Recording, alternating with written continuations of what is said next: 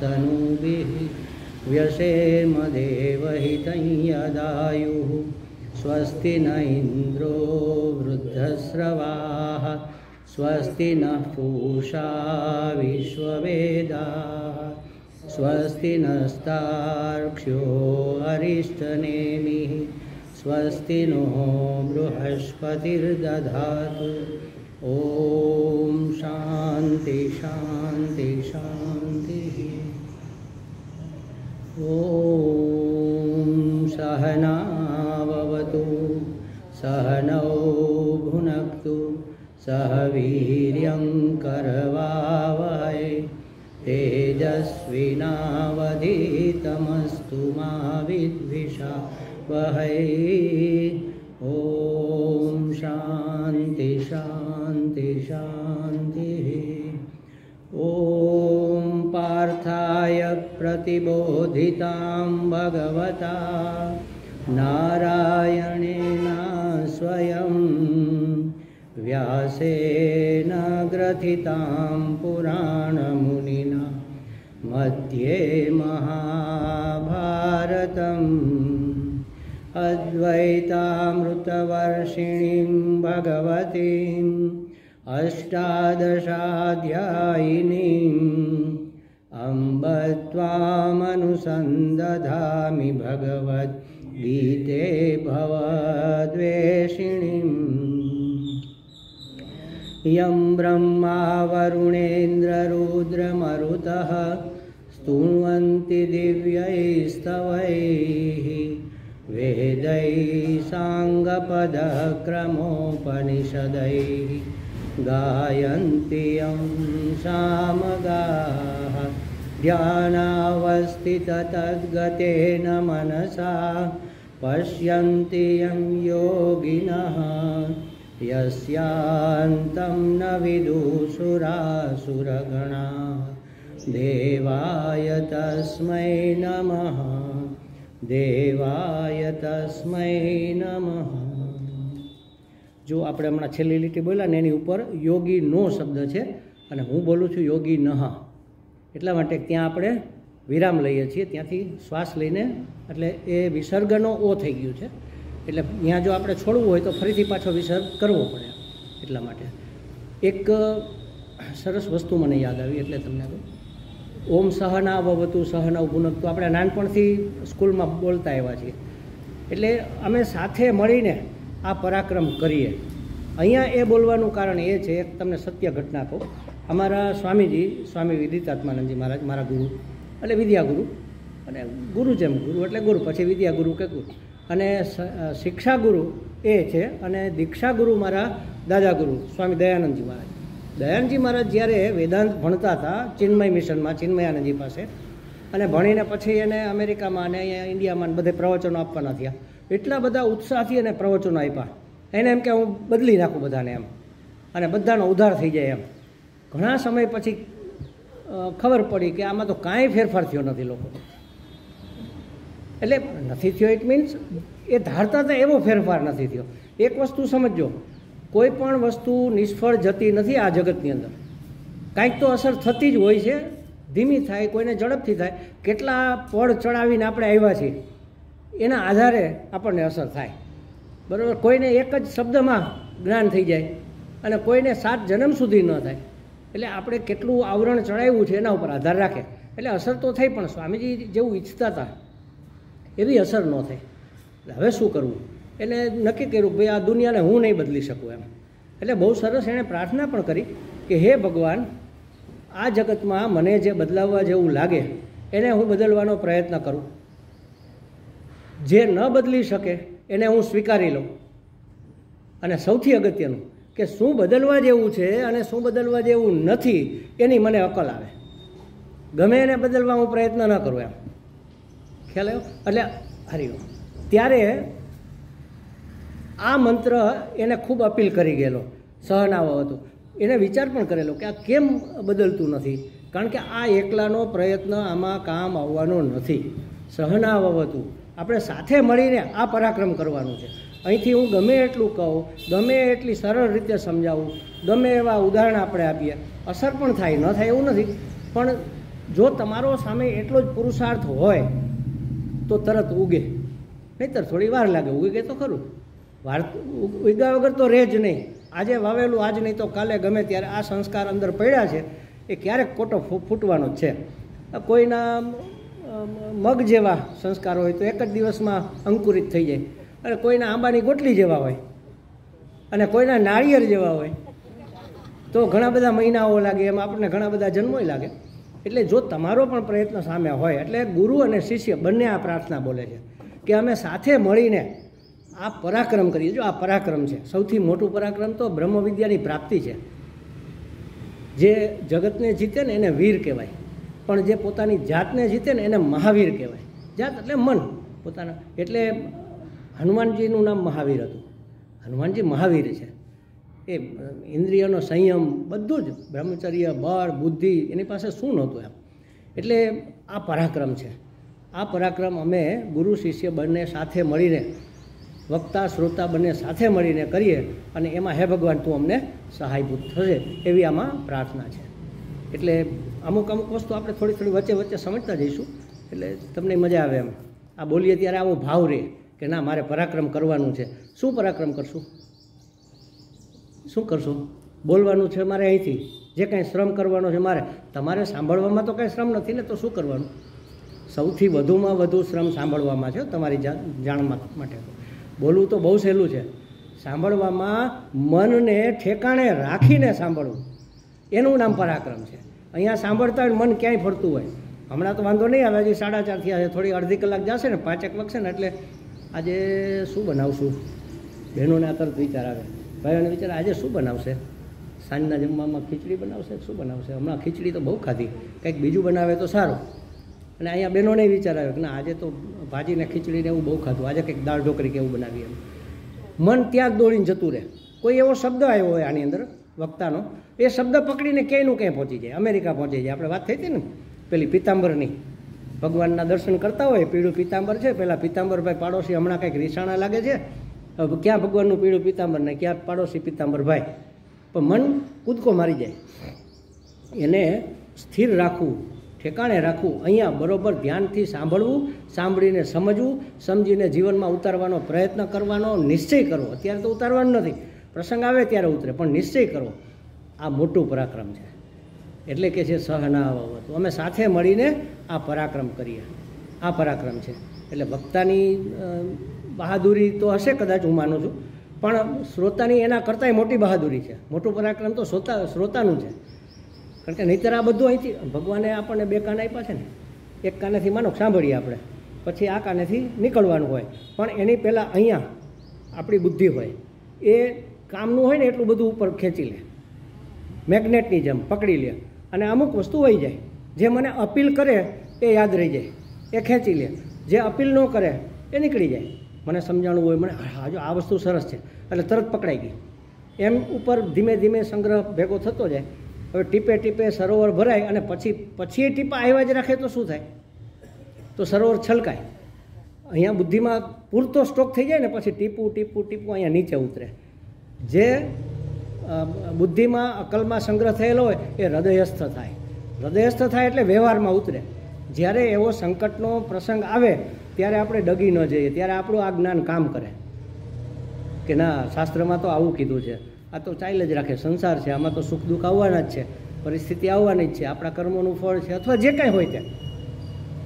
પણ એ જેને થાય છે એને એક દુઃખ છે, એક હું છું, એની ના નથી, 2 વસ્તુ છે, પણ બેને ભેગા કરી દીધા આપણે. હું દુઃખી છું, અહીંયા ભૂલ છે. એક દુઃખ છે નો ડાઉટ, અને એક હું છું, એમાં તો શંકા જ નથી, પણ 2 ભેગા કરી દીધા. હું દુઃખી છું, આમાં કંઈક ભૂલ છે. સુખ દુઃખ તો મનના ધર્મ છે, સુખી દુઃખી મારું મન થાય. પીડા જુદી વસ્તુ છે. જોજો, પીડા શરીરની છે. 2 જાતની સમસ્યા હોય, પહેલા દિવસે આપણે કીધું હતું. એક બહારની સમસ્યાઓ, એનો ઉકેલ બહાર છે. ભૂખ લાગે તો બહાર ભોજન છે, દર્દ થાય તો દવા બહાર છે. જે કંઈ સમસ્યા બહારની હોય એનો ઉકેલ બહાર ભગવાને આ કુદરતની અંદર, પ્રકૃતિની અંદર આપેલો જ છે આપણને. બીજી સમસ્યા મહત્ત્વની છે, એ અંદરની છે. હવે અંદરની સમસ્યા માટે બહારનો ઉકેલ કરો તો કામ લાગે? આજે મારું મન બહુ દુઃખી છે, હાલને બેન આજે આપણે ફિલ્મ જોઈ આવીએ, જરાક શાંતિ થઈ જાય. થોડીક વાર મનને રંજન મળે, એને મનોરંજન કહેવાય. થોડીક વાર મન ભૂલી જાય પોતાનું દુઃખ, પણ જેવા બહાર નીકળી ત્યાં પાછું ચડી બેસે. અને એમાંય જો એ સિનેમા જોતા કે સિરિયલ જોતા કે એવી કંઈ વાત આવે મારા દુઃખને લગતી, તો પાછા એ જોતાં જોતાં દુઃખી થઈ જાય. એટલે કારણ કે દુઃખ તો મનનો ધર્મ છે, એનો ઉકેલ બહાર નહીં મળે. આપણે અહીંયા તો ઠીક છે, ફોરેનની અંદર વધારે, આપણા મેટ્રો સિટીમાંય છે, છોકરાઓને જરાક ટેન્શન હોય એટલે ચોકલેટો બહુ ખાય, આટલી મોટી મોટી ચોકલેટ લઈને ખાય. હશે એની થોડીક એની અંદરના તત્વો થોડીક અસર મગજ ઉપર, અથવા અત્યારે પેલી ડ્રગ્સ નીકળી છે, ડ્રગ્સ ખાઈને નશામાં ભૂલી જાય બધું, દુઃખ ભૂલી જાય. દુઃખ ભૂલાય છે કે બુદ્ધિ બેર મારી જાય છે? પાછી બુદ્ધિ ભાનમાં આવશે ત્યારે દુઃખ તો એમને ઊભું જ છે હાથ પગ જોડીને. એટલે અંદરનો ઉકેલ બહાર ન મળે, એ આમાંથી મળે. આજે આપણે સમજણ કેળવીએ છીએ ને, અહીંયા આવેલું અહીંયા હૃદયસ્થ થાય, અને જ્યારે આવો પ્રસંગ આવે ત્યારે એ ઉકેલ કામ કરે. એક તમને વચ્ચે સરસ એક ઘટના કહી દઉં, આ બધી પૂર્વ ભૂમિકા રૂપે આપણે સમજીએ છીએ. એટલે આ બધી વસ્તુ કામ કરે, નહીં આમ ચાલ્યા જઈશું. આપણે કંઈ કોર્સ પૂરો કરીને પરીક્ષા આપવી નથી. આપણે તો આપણું જીવન સમસ્યાઓથી મુક્ત કેમ થાય, મારા જીવનમાં અખંડ આનંદ કેમ જળવાઈ રહે, આટલું જ મહત્ત્વનું છે. ગીતાજી જ્યારે પૂરા થવા હોય ત્યારે થાય, અને જ્યારે જે શ્લોક સમજવો હોય ત્યારે સમજીએ. પણ જીવન ઉપયોગી આ વસ્તુ છે. મારા જેવા એક મહાત્મા, બીજા કોઈ જેવા તો નહીં, બીજા તો સાચા મહાત્મા હોય છે. મારા જેવા એક મહાત્મા આવી રીતે સત્સંગ કરાવે, અને અમુક ભાઈઓ દરરોજ રેગ્યુલર આવતા હોય, એમાં એક ભાઈ રેગ્યુલર આવે, વહેલા આવી જાય, ખુરશીઓ ગોઠવે, સાફસૂફ કરે, બધું સેવાભાવી. 2-3 દિવસ ત્યાં દેખાતા નહોતા. એટલે પૂછ્યું પછી કે ભાઈ ભટજી, પેલા ભાઈ કેમ દેખાતા નથી? તો કે સ્વામીજી તમને ખબર નથી કે ના, એનો એકનો એક દીકરો ગુજરી ગયો, અને એટલા બધા દુઃખી છે, રોવે છે, તો કોઈનું સમજાવ્યા ખૂબ, પણ હવે એને સમજણ, તમે આવો, તમે કંઈક એને કહો તો તમારું જ્ઞાન એને કામ કરે. એટલે સ્વામીજી કે હાલો આવું, કોઈનું દુઃખ દૂર થતું હોય તો શું વાંધો? એ ગયા, સમજાય ભાઈ આ તો લેણ દેણના સંબંધ છે, આજે આટલા જ સમય પૂરતું આપણા ઋણાનું બંધ હતા, એટલો સમય આવ્યા. આપણા જીવનમાં તો ઘણા આવે છે, ઘણા જાય છે. બા બાપુજી વૈયા ગયા ને, આપણે વૈયા જવા નથી. આવું બધું સમજાવ્યું. ઓલા ભાઈને મગજમાં બેસી ગયું કે ના, મહારાજ કહે છે વાત સાચી, એ તો છાના રહી ગયા. અને બીજા દિવસે ફ્રેશ થઈને ક્લાસમાં પાછા આવી ગયા. થોડાક દિવસ થયા, એ ભાઈ આવ્યા, ત્યાં મહારાજ જોર જોરથી રોવે, ભેંકડો તાળીને આપણે કહીને એવું, હાય રે મરી ગયા રે. અરે મહારાજ શું થયું, શું થયું, તમે કેમ રડો છો? અરે વાત જવા દો, અરે હું તો દુઃખી થઈ ગયો. પણ શું થયું? તો અરે મારી એકની એક બકરી મરી ગઈ. બોલો કે મહારાજ મારો દીકરો, એ કે દીકરો તો તારો હતો, પણ બકરી તો મારી છે ને. તમે વિચાર કરો. પારકી ઘેરે રાંદલમાં જટ વહેલા આવજે. ઉપદેશ દેવામાં બધા પાવરફુલ હોય છે, પણ જ્યારે જીવનમાં પરિસ્થિતિ પલટાઈને આવે અને ત્યારે જે સ્થિર રહી શકે એ સાચો જ્ઞાની. અને એ ક્યારે થાય? અહીંથી સાંભળેલું અહીંયા પકડેલું અહીંયા ઉતરે ત્યારે, હૃદયસ્થ થાય ત્યારે. અને એવું ક્યારે થાય? જ્યારે આપણે સાંભળવાનું પરાક્રમ કરીએ ત્યારે. કેટલા શ્લોક થયા છે દક્ષાબેન? 11 છે ને. આપણે પહેલાં પાઠ કરીએ, પછી આગળનું જોઈશું.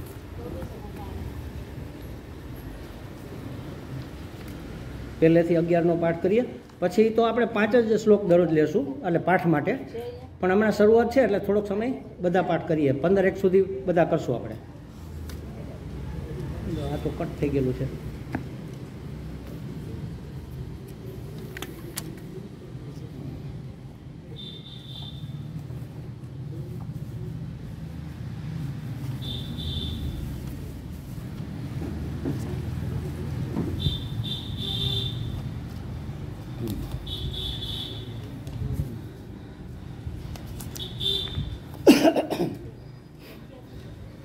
ઓમ શ્રી પરમાત્મને નમઃ. બોલો, તમારે બોલવાનું. હવાઈ ગયું યાર, બરોબર ના થયું. બીજી વખત. ઓમ શ્રી પરમાત્મને નમઃ.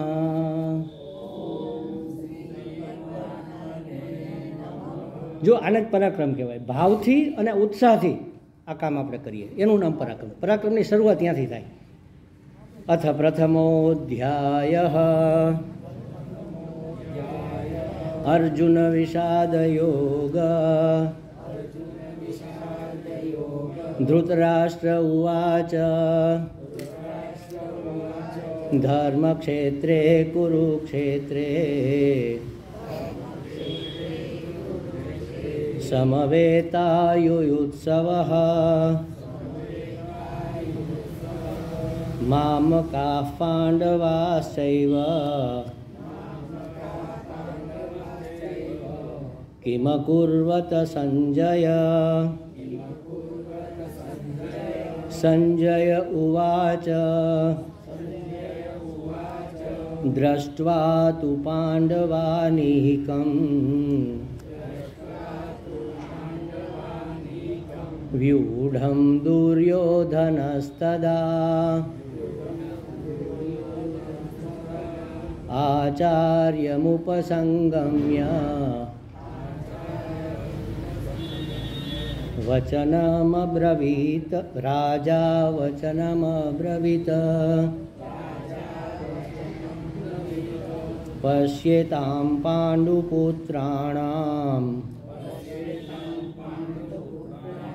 आचार्यमहतीं चमूं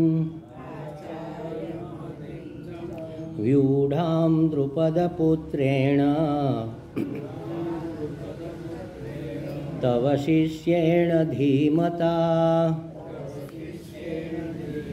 अत्र शूरा महेश्वासा भीमार्जुनसमायुधि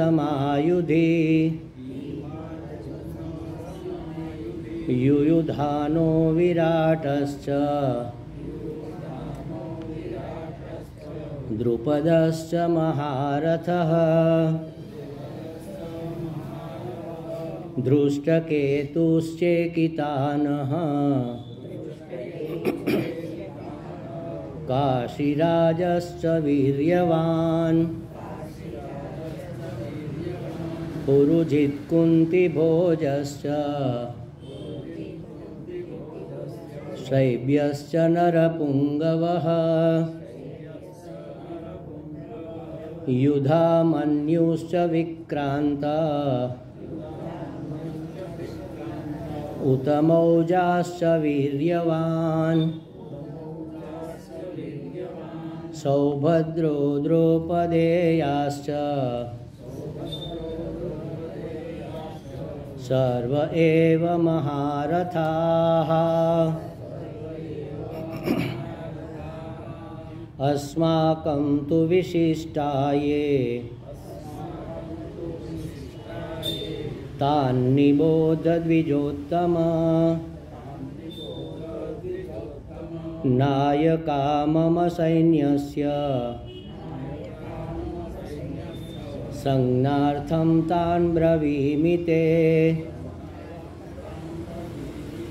अयनेषु च सर्वेषु यथा भागमवस्थिता भीष्ममेवाभिरक्षन्तु भवन्तः सर्व एव हि। શું કહે છે 11મા શ્લોકમાં દુર્યોધન દ્રોણાચાર્ય પાસે ઊભા છે, પણ દ્રોણાચાર્યને જે વાત કરે છે એ કંઈ રિસ્પોન્સ આપતા નથી, એટલે ભીષ્મ પિતામહની પ્રશંસા કરવાનું શરૂ કરે છે. અને કરવા જેવી એટલા માટે હતી કે ભીષ્મ પિતાનું રક્ષણ થાય તો પોતે યુદ્ધ જીતી જાય. ભીષ્મ પિતામહને કોઈ પરાજિત કરી શકે એવો યોદ્ધો હતો નહીં, પણ એને એક જોખમ એ હતું કે શિખંડી પહેલાં સ્ત્રી હતો, પછી એક ગંધર્વે પોતાનું પુરુષત્વ એને આપ્યું એટલે પુરુષ બની ગયો. જેમ અત્યારે ટ્રાન્સ સેક્સ કરે છે ને પેલું જાતિ પરિવર્તન, એવી રીતે એ જમાનામાં હશે અને થયું એ રીતે. પણ ભીષ્મ પિતામહ તો હજી એને સ્ત્રી જ માને છે, એને પુરુષ માનતા નથી. એટલે શિખંડી મોટે ભાગે આપણે ત્રીજી જાતિ હોય એને કહેતા હોય છે, એટલે શિખંડી કહેતા હોય. પુરુષમાં નહીં, સ્ત્રીમાં નહીં, નપુંસક જાતિને. પણ ખરેખર એવું નથી. અહીંયા શિખંડી એટલે પહેલાં સ્ત્રી હતો, પછી 100% પુરુષ જ બની ગયો હતો. પણ ભીષ્મ પિતામહ હજી એને કે તું સ્ત્રી તરીકે જન્મેલો છો એટલે હું સ્ત્રીની સામે હથિયાર ના ઉપાડું. એટલે જો ભીષ્મ પિતામહની સામે શિખંડી આવે તો એની સામે હથિયાર ઉપાડે નહીં, અને તો એ મરાય. એટલે બધાને કહે છે કે ભાઈ તમે ભીષ્મ પિતામહનું રક્ષણ કરજો. કેનાથી? શિખંડી એની સામે ન આવવો જોઈએ. આમ આવતો દેખાય ને એટલે તરત સામે તમે એને રોકી લેજો ને એની સાથે યુદ્ધ કરવાનું શરૂ કરજો. પણ શિખંડી ભીષ્મ પિતામહ પાસે પહોંચવો ન જોઈએ, એની નજરે ચડવો ના જોઈએ. જો એની સામે એ આવ્યો તો એની સામે હથિયાર ઉપાડશે નહીં. એટલે ભીષ્મની આટલી કાળજી દુર્યોધન લે છે એટલે ભીષ્મ પિતામહ ખરેખર પ્રસન્ન થઈ ગયા કે વાહ મારો દીકરો મારી કેટલી કાળજી રાખે. ઓલો તો પોતાના સ્વાર્થ માટે કરતો હતો, પણ વસ્તુ તો એ જ થઈ ને એમ કે મારી કાળજી લીધી એમ. એટલે પોતાના પ્રત્યે દુર્યોધનનો આવો અતિશય ભાવ જોઈને એને હર્ષ ઉપજાવવા માટે, એને આનંદિત કરવા માટે અને પ્રતિપક્ષને, સામો જે પક્ષ છે એને ભયભીત કરવા માટે ભીષ્મ પિતામહે સિંહનાદ કરી અને પછી શંખ વગાડ્યો. સિંહનાદ એટલે મોટેથી પડકાર ફેંકતા હોય એમ, આવી જાઓ એવી રીતે કરીને મોટેથી સિંહનાદ કરી અને પછી શંખ વગાડ્યો. એની વાત 12મા શ્લોકમાં કરે છે. હું બોલાવું છું, તમે બોલો, પછી સમજીએ. તસ્ય સંજયન હર્ષમ તસ્ય સંજનયન હર્ષમ કુરુ વૃદ્ધ પિતામહ સિંહનાદમ વિનદ્યૌચૈઃ શંખમ દદ્મૌ પ્રતાપવાન. હા, શું કહે છે જો, કુરુ વૃદ્ધ પિતામહ પ્રતાપવાન, 3 વિશેષણ આપ્યા છે ભીષ્મ પિતામહના. કુરુ વૃદ્ધ પ્રતાપવાન પિતામહ. કુરુ વૃદ્ધ એટલે કૌરવોમાં વૃદ્ધ, સૌથી વડીલ, બુઝુર્ગ. મહાપ્રતાપી, પ્રતાપવાન એટલે મહાપ્રતાપી, અને પિતામહ પિતાજીના પિતા. અને આપણે સમજીએ પછી પહેલાં શબ્દાર્થ જોઈ લઈએ. તસ્ય હર્ષમ સંજનયન, તે, તસ્ય એટલે તેને, તેને એટલે કોને? દુર્યોધનને હર્ષ જન્માવવા માટે, દુર્યોધનને હર્ષ જન્માવવા માટે ઉચ્ચૈહિ સિંહનાદમ વિનદ્યૈ, મોટેથી એટલે ગરજીને સિંહનાદ કર્યો, મોટેથી જોર જોરથી સિંહનાદ કર્યો, અને શંખમ પ્રદદ્મ, અને શંખ વગાડ્યો, મોટેથી સિંહનાદ કરીને શંખ વગાડ્યો. હવે જુઓ, 3 વિશેષણ આપ્યા. ભીષ્મ પિતામહ કુરુઓમાં સૌથી મોટા છે, એટલે અહીંયા યુદ્ધ માટે કદાચ મોટા એમ કીધું હશે કે જે હોય, આમે વડીલ તો છે જ. ખરેખર સૌથી મોટા કોણ હતા? ખ્યાલ છે કોઈને? હે, ભીષ્મ પિતામહ તો હતા, એનાથી મોટું કોઈ હતું? આપણે મહાભારત ક્યાં વાંચીએ છીએ? બાહલિક કરીને એ કદાચ એના કાકા હતા. ભીષ્મ પિતામહના પિતા કોણ હતા? એના ભાઈ, એ હજી હયાત હતા, એ સૌથી મોટી ઉંમરના હતા. ભીષ્મ પિતામહ કરતાંય મોટા હતા. પણ અહીંયા જે કદાચ યુદ્ધમાં એ નહીં હોય, જોડાયા હોય, એટલે યુદ્ધમાં આવેલા અત્યારે એની સેનામાં સૌથી મોટા છે, વયો વૃદ્ધ વડીલ છે, એટલે બધાએ એની કાળજી રાખવી જોઈએ. અને એનો જો જેમ મોટા એમ એની જવાબદારી વધે. તમે જેમ મોટા થાવ એમ તમારી જવાબદારી વધે. અધિકારની સામે જવાબદારી વધારે હોય. અહીંયા આપણા સોસાયટીના સેક્રેટરી હોય અને એક સામાન્ય મેમ્બર હોય, તો સેક્રેટરીની જવાબદારી વધારે હોય ને. અહીંયા કાંઈ પણ કાર્યક્રમ હોય તો સામાન્ય મેમ્બરને કાંઈ ચિંતા ન હોય, આ ખંખેરીને હાલતા. ઓલા ભાઈએ બધી વ્યવસ્થા કરવી પડે, પાછું સંકેલવું અને બધા જે આવ્યો એને પેમેન્ટ કરવાનું, શું કરવાનું, બધું પ્રમુખને, સેક્રેટરીને, હોદ્દેદાર હોય. તમને જેટલો વધારે અધિકાર મળે એટલી જવાબદારી પણ તમારી વધારે બને.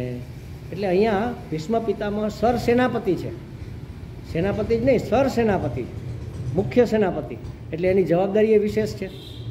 એટલે અને મોટી આટલી ઉંમર છે છતાંય કેવા છે? પ્રતાપવાન. એનો પ્રતાપ એટલે શું? તાપ એટલે તો આપણને ખબર છે, તાપ લાગે. પ્રતાપ એટલે એના સત્યનો, એની પોઝિટિવિટીનો આપણને ડર. અમારા ગુરુજી છે ને, અમારા સ્વામીજી, આટલા વર્ષો થયા અને હું બહુ એની નજીક રહેવાનો પ્રયત્ન કરું. જ્યારે કાંઈ પણ કાર્યક્રમ હોય ત્યારે હું એની સેવામાં રહું જ એમ.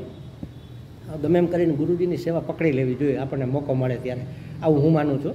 તો એ આપણને એની મેક્ઝિમમ કૃપાઓ પ્રાપ્ત થાય, એને કમસે કમ એની સન્નિધિ તો પ્રાપ્ત થાય. એના સાનિધ્યમાં રહેવાથી પણ આપણું કેટલું બધું બદલી જતું હોય, અંદર આપણને ખબર ન હોય, સૂક્ષ્મ પરિવર્તન થઈ જતું હોય.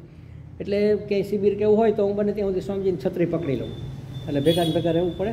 અને ચપ્પલ પકડી લઉં, ચપ્પલ હું પહેરાવું, છત્રી હું રાખું, એટલે બને ત્યાં સુધી સાથે ને સાથે આપણે આટલા નજીક હોવા છતાં. અને 10 વર્ષથી મારા સંન્યાસ છે. અત્યારે મારે સ્વામીજીને ફોનથી વાત કરવી હોય તો મને બીક લાગે. કાંઈ વળશે ધકશે એટલા માટે નહીં, ગમે તે કારણ, પણ એના સતનો પ્રભાવ જેવો હોય. આમ 2 મિનિટથી વધારે મેં કોઈ દિવસ ગુરુજી યારે વાત નહીં કરી હોય. રૂબરૂ હોય ત્યારે આપણે વાત ગમે એટલી કરીએ, પણ ફોનથી કે બહારગામથી આવ્યો હોય કંઈ વાત કરવી હોય તો આમ આપણને એનો તાપ લાગે. એને પ્રતાપ કહે, પ્રકૃષ્ટેણ તાપ. એટલે વિશિષ્ટ પ્રકારનો એક તાપ હોય છે સજ્જન માણસોની અંદર, વિદ્વાન માણસોની અંદર, ડાહ્યા માણસોની અંદર, સરળ માણસોની અંદર એક વિશિષ્ટ પ્રકારનો તાપ હોય. ગાંધીજી 2.5 હાડકા હતા અને અંગ્રેજો પાસે કેટલું બળ હતું, પણ સચ્ચાઈ અને નિષ્ઠાનું બળ ગાંધીજી પાસે એટલું હતું ને કે હારા હારા એની સામે ઝૂકી જાય. એટલે દ્રઢતા એ બહુ મહત્ત્વની વસ્તુ છે, અત્યંત મહત્ત્વની વસ્તુ છે. એવી જ વસ્તુ અમારા ગુરુજીમાં, સ્વામીજીમાં એટલી બધી દ્રઢતા, એટલી બધી નિર્મળતા, એટલી બધી સાલસતા. આજે આટલા વર્ષોથી 2005થી હું સ્વામીજી સાથે જોડાયેલો છું, પણ આજ સુધીમાં એના મોઢેથી એક કઠોર શબ્દ મેં કોઈના માટે નથી સાંભળ્યો.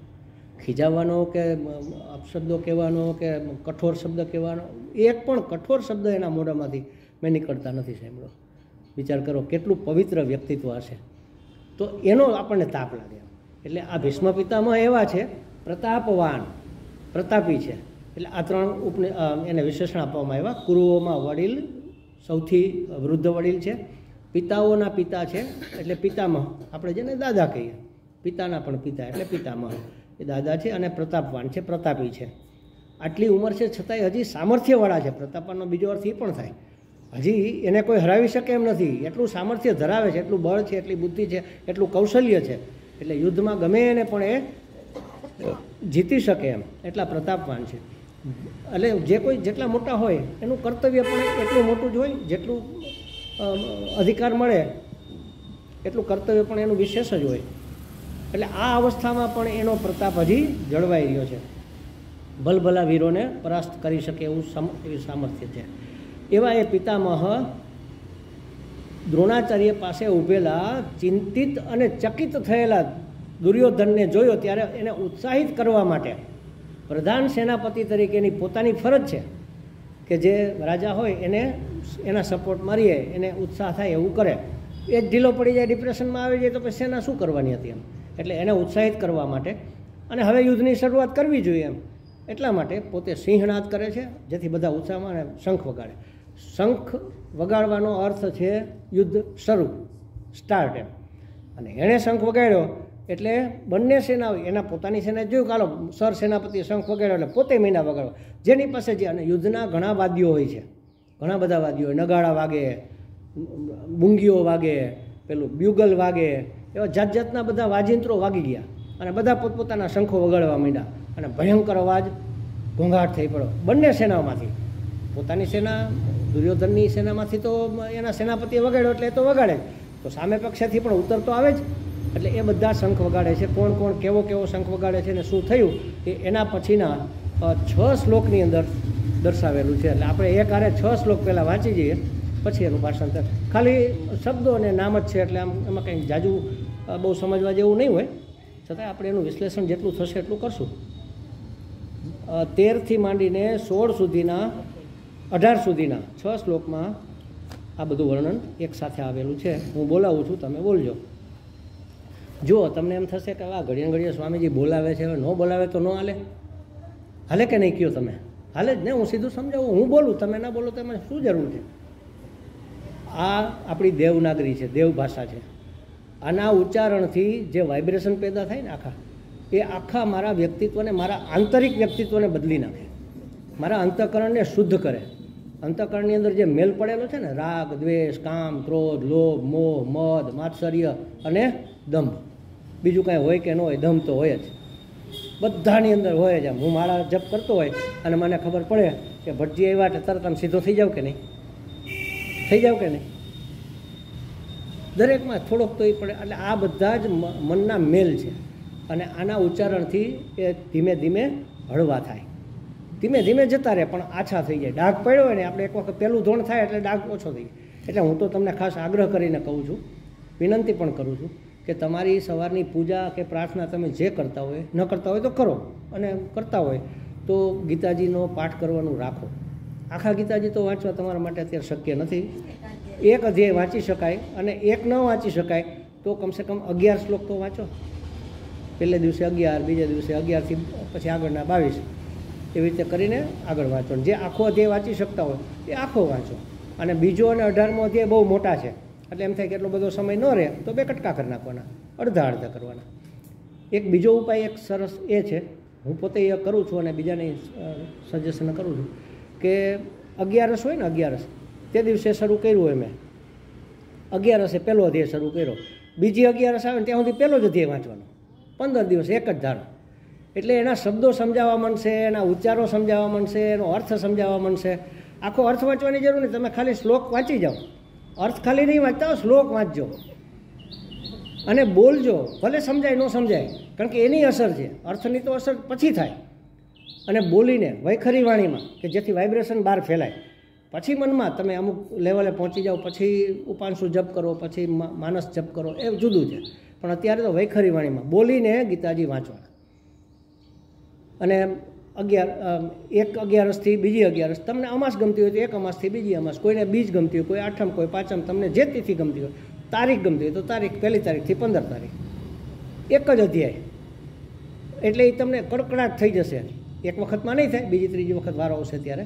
પછી બીજી 11થી પાછો અંધારિયામાં બીજો અધ્યાય. એવી રીતે વાંચજો. તમને એનો હા 700 શ્લોક છે. એટલે બહુ વાર લાગશે, વર્ષ ઉપર જતું રહેશે, વર્ષ ઉપર જશે. પણ એમાં એવું થઈ શકે કે તમને ફાવી જાય ને તો અમુક અધ્યાય બહુ નાના છે, 20 શ્લોકના ને એવા છે, એ બે ભેગા કરી શકાય.